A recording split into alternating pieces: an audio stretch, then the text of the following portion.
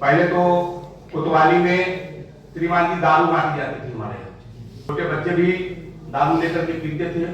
Enfield motorcycle जितनी मैंने देखी है कोई हेलमेट नहीं लगा। सर काजी ने बताया है कि उन्होंने इसको देखते हुए 1 घंटे आगे कर दिया उन्होंने नमाज का टाइम।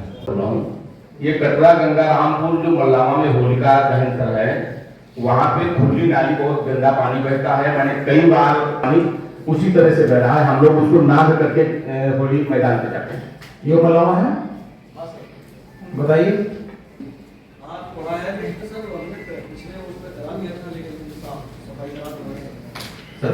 कुछ नालियों की सफाई विक्रम आप देख लीजिएगा, ठीक है, सफाई बेहतर करा दी, बढ़िया करा दी। Thank you. और ये सब नोट करते, उनके क्षेत्र के जो भी काम बताए जा रहे हैं, शिकायतें या आपत्तियां या सुझाव बताए जा रहे हैं, उसको नोट करते जाएंगे। जी आगे। अच्छा, जनपद में होलिका दहन स्थल को लेकर के कहीं किसी का कोई सुझाव, कोई समस्या हो? सर मैं भगवानी चौराहे पे आगे से आया हूँ, मेरा काम पड़ता है अड्डा बालागांव से पहले।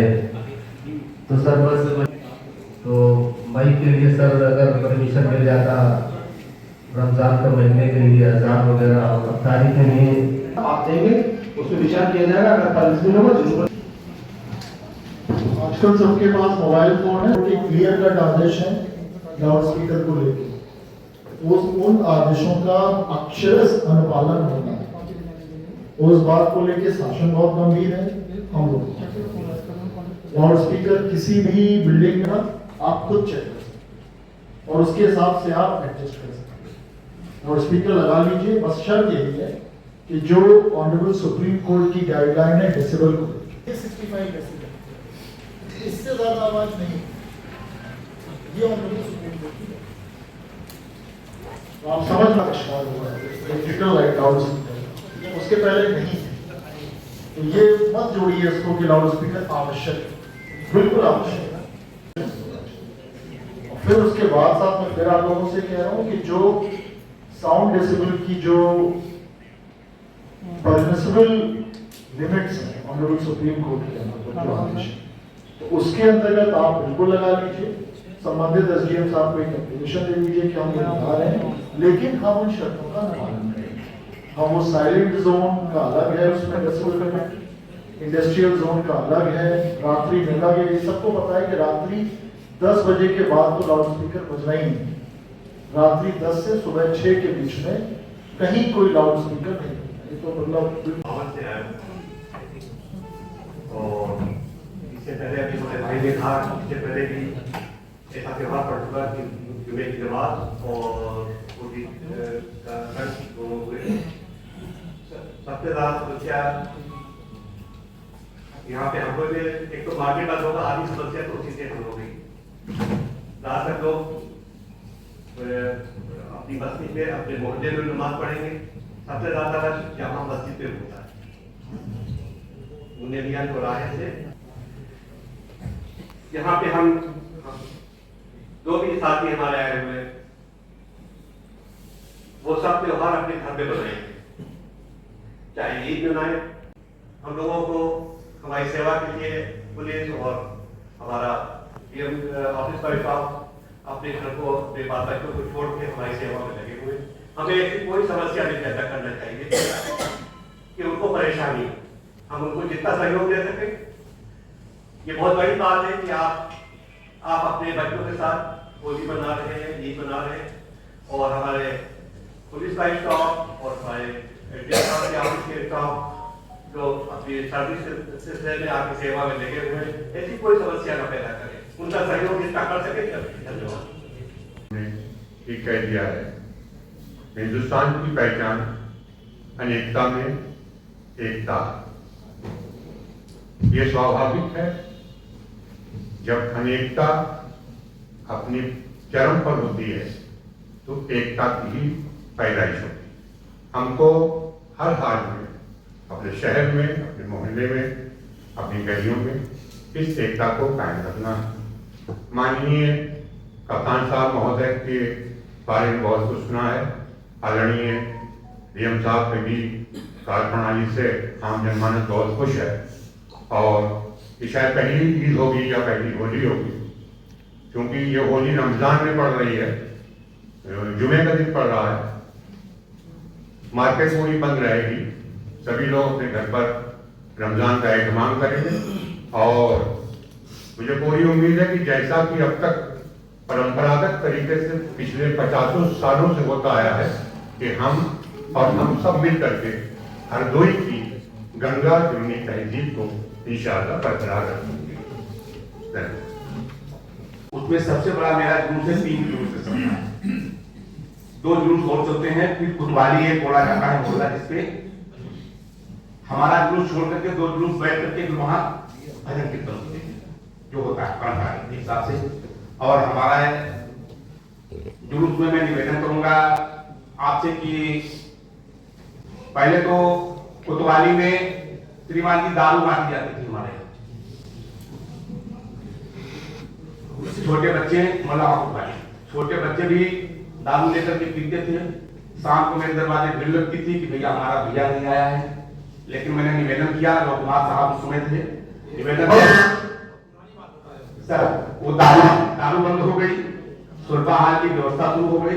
दारू तो बहुत पुरानी बात नहीं है, लेकिन थाने में दारू बंद हो गई। होली वाले तब तक जाते नहीं थे जब तक वो दारू लेते नहीं थे।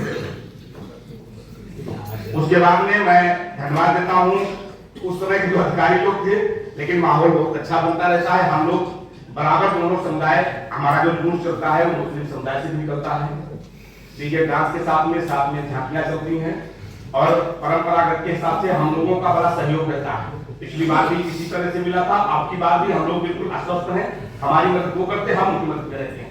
लेकिन निवेदन ये है कि जो जुलूस हमारा थोड़ा 3-3.5 किलोमीटर का है, उसमें मैं चाहूंगा कि कहीं कहीं थोड़ी व्यवस्था पानी की हो जाए, क्योंकि हम लोग पानी को साथ में लेकर नहीं चल सकते हैं। अगर कहीं कहीं पे थोड़ा पानी हम लोगों को मिल जाएगा तो कहीं पर किसी दरवाजे माना कि हैंड पाइप लगा है, अब 4 आदमी वहां पीने गए, वहां मां भी खड़ी है या बहन भी खड़ी है, तो अमीर भी डाल दिए तो उस पर विवाद हो सकता है। तो हम लोग उस पर कंट्रोल रस्ते से वालंटियर रखते हैं, लेकिन मैं चाहूंगा कि इसी तरह से पानी व्यवस्था पीने के लिए या किसी और काम? पीने के लिए, बस पीने के लिए बस। 3-3.5 किलोमीटर का जुलूस कितना घंटे लगता है? सर ये मान के लिए लगभग वही 1 बजे से चलता है, दोपहर में 1 बजे दोपहर से चलता है और वही 3:30 पौने 4 बजे पहुंच जाता होगा। 2 से 3 घंटे लगा था जी, 2 घंटे लगा, कम 2-2.5 घंटे जी।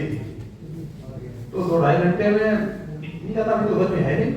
इसमें पानी के गाते भी लोग चलते हैं, डांस करते हैं, तो कहीं आप तो डांसर को प्यास कहाँ लगती है, वो तो मस्त रहते हैं। होली का दिन है, वैसे ही किसी को रंग का नशा होता है, किसी को भांग का नशा होता है, किसी को कुछ और का नशा होता है, उसमें कहाँ पानी पीते हैं लोग?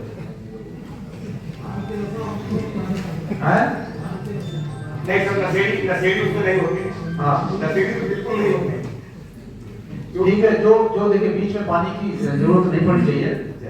जो आपका प्रारंभिक बिंदु है, जो आपका अंतिम बिंदु जहाँ पर डेस्टिनेशन जहाँ समाप्त हो रहा है, वहाँ 2 स्थानों पे आप करा सकते हैं।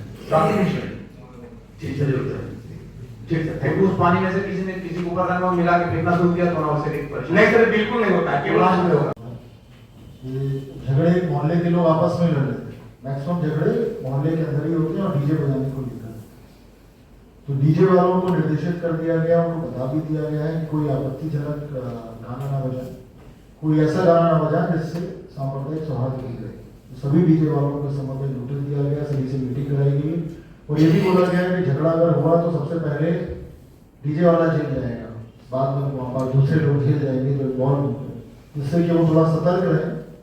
और आप सब लोग भी, सभी लोगों से भी अनुरोध है कि आप भी अपनी जगह बता दें कि डीजे वाले को कोई जबरदस्ती किसी गाने बजाने को मजबूर नहीं करेगा, क्योंकि एक पेट ड्राइव चाहिए होती है, वो फोर्स करेगा कि भाई ये बजा दो। तो मैंने बोल रखा है कि अगर कोई जबरदस्ती करे तो पुलिस को तुरंत सूचना दें, जिससे कि जो जबरदस्ती कर रहा है उसके खिलाफ हम कार्रवाई कर सकें। नंबर 1 तो डीजे को लेकर है, क्योंकि अधिकांश झगड़े डीजे को लेकर है।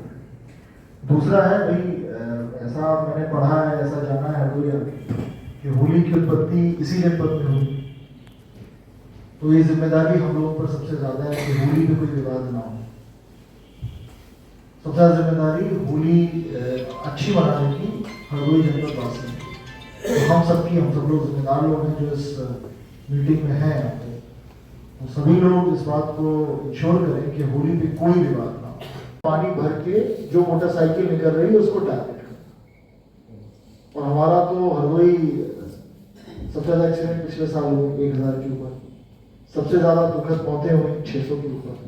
यूपी में नंबर 1 है गलत कारणों से, एक्सीडेंट से और मौतों से, एक्सीडेंटल मौतों से।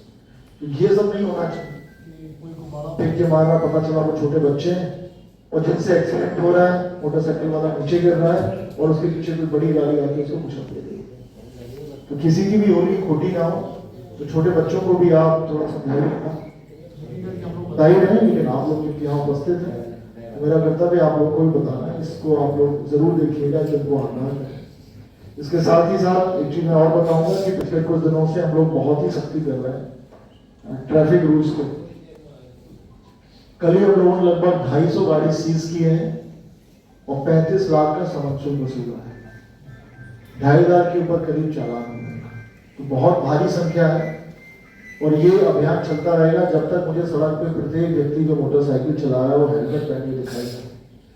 उसके पीछे बैठे वाला भी व्यक्ति भी हेलमेट पहने, सभी लोग हेलमेट पहने, जो मोटरसाइकिल चला रहा वो भी और जो पीछे बैठा वो भी, और 2 से अधिक लोग मोटरसाइकिल पे ना बैठे। अक्सर मैंने देखा है कि पति पत्नी जा रहे हैं, छोटे बच्चों को भी बिठा रहे हैं। ये ना करें, बिल्कुल करने की आवश्यकता नहीं है। उसमें बैलेंस बन नहीं पाता। सबसे पहले जिसकी मृत्यु होती है वो छोटा बच्चा होता है। उसका सब लोग विशेष ध्यान रखें। और क्योंकि आप लोग सभी संभ्रांत लोग हो, धार्मिक हो सभी लोग, और आपकी राय बहुत सारे लोगों को प्रभावित करती है, तो जहां भी हो वहां मीटिंग बुला के सबको ये बता दीजिए आप कि सभी लोग हेलमेट पहने। जितनी मोटरसाइकिल है उससे दुगने उस घर में हेलमेट होने चाहिए। अगर कोई 50,000, 60,000, 70,000 की मोटरसाइकिल खरीद सकता है तो हेलमेट खरीदने में कोई दिक्कत उसको नहीं होनी चाहिए। हेलमेट खरीदने की बात को उसको ये नहीं कहना चाहिए कि सर पैसे नहीं। और आप मोटरसाइकिल खरीद सकते हो तो आप हेलमेट खरीद सकते हो। एक चीज और रोड पे देखने को मिल रही है, इसकी जितनी महंगी मोटरसाइकिल होती है उतना ही कम हेलमेट पहनता है। उसको चेहरा दिखाने का बड़ा शौक रहता है कि देखो मेरी मोटरसाइकिल ऐसी है, वैसा भी नहीं। इनफील्ड मोटरसाइकिल जितनी मैंने देखी है कोई हेलमेट नहीं होता। तो हम सबको जितनी महंगी मोटरसाइकिल है सबसे पहले सीज वही मोटरसाइकिल है। और मैं पूरा ये आपको आश्वस्त करता हूँ कि उसको बहुत परेशानी होगी मोटरसाइकिल रिलीज कराने ऑनरेबल कोर्ट। उसको महीने 2 महीने हो सकता है, कई महीने लग जाए तब उसको मोटरसाइकिल मिलेगी। तो ये मौका नहीं आना चाहिए कि हम मोटरसाइकिल सीज करें, क्योंकि हमारा ये अभियान चलता रहेगा। हम सभी लोगों से गुजारिश है कि कोई भी एक्सीडेंट इस कारण ना हो कि उस व्यक्ति ने हेलमेट नहीं पहना होगा। बाकी दंगामारी ओवरलोडिंग को लेकर सभी लोग कार्य कर रहे हैं और सभी लोग कि ये अकेले पुलिस विभाग नहीं कर सकता, अकेले प्रशासन नहीं कर सकता, इसमें सभी लोगों को शामिल होगा। कम से कम पवित्र महीना चल रहा है रमजान, आप सभी लोग इसमें भी थोड़ा योगदान दें। सभी बच्चे और मैक्सिमम लोग जिनकी मृत्यु होती है वो बच्चे ही होते हैं, कम उम्र होती है उनकी 19-20 साल 21 साल। आज बैठक किस चीज़ को लेकर के और क्या निर्देश जारी किए गए? आगामी होली और वर्तमान में चल रहे रमज़ान और आने वाले ईद और नवरात्रि और अन्य प्रकार के त्योहारों के दृष्टिगत आज यहाँ केंद्रीय शांति समिति की बैठक बुलाई गई थी। इस बैठक में जनपद के विभिन्न क्षेत्रों से विभिन्न धर्मावलंबियों की उपस्थिति हुई। हमारे विभिन्न विभागों के अधिकारीगण भी थे। सबसे चर्चा की गई, सबसे उनके फीडबैक लिए गए, उनके सुझाव लिए गए, समस्याओं के बारे में भी विचार विमर्श हुआ और ये त्यौहार, आगामी त्यौहार किस प्रकार से शांतिपूर्वक संपन्न किए जाए उसी के बारे में विचार विमर्श हुआ। नहीं, 14 तारीख को चूँकि होली भी है और 14 तारीख को जुमे की नमाज भी है, तो हमारे शहर काजी ने बताया है कि उन्होंने इसको देखते हुए 1 घंटे आगे कर दिया उन्होंने नमाज का टाइम। अब वो नमाज 2 बजे या उसके बाद से वो लोग शुरू करेंगे, ऐसा उन्होंने बताया। सर, ये जो आने वाले त्यौहार हैं इनको लेकर के एक बैठक हुई है, क्या निर्देश जारी किए गए हैं, क्या तैयारियां हैं आपकी तरफ से? ये आज सेंट्रल पीस कमेटी की मीटिंग हुई थी। इसके पूर्व सभी थानों पे और सभी तहसीलों पे पीस कमेटी की मीटिंग हो चुकी है। सभी धर्म के लोगों को बता दिया गया इस बारे में, क्योंकि हमारा जो होली का त्यौहार है, जो रंग खेलने का दिन है, वो जुमे के दिन पड़ रहा है। तो सभी से अनुरोध किया गया कि शांतिपूर्ण ढंग से रंग खेलने का भी कार्यक्रम संपन्न हो, अच्छी तरीके से नमाज़ें पढ़ी। उसमें अवगत कराया गया है कि जो शहर खांचे उन्होंने बताया कि जुमे के दिन नमाज 2 बजे के पश्चात पढ़ी जाएगी, तो इसका हम वेलकम करते हैं। साथ ही साथ इसमें जो रंग खेलने के हमारे पीस कमेटी के दौरान निर्देश दिए वो भी बोला गया कि 1 बजे के पहले रंग खेलने का कार्यक्रम समाप्त हो जाए, जिससे कि 1 घंटे का बफर पीरियड रहे और जुमे की नमाज सकुशल संपन्न हो।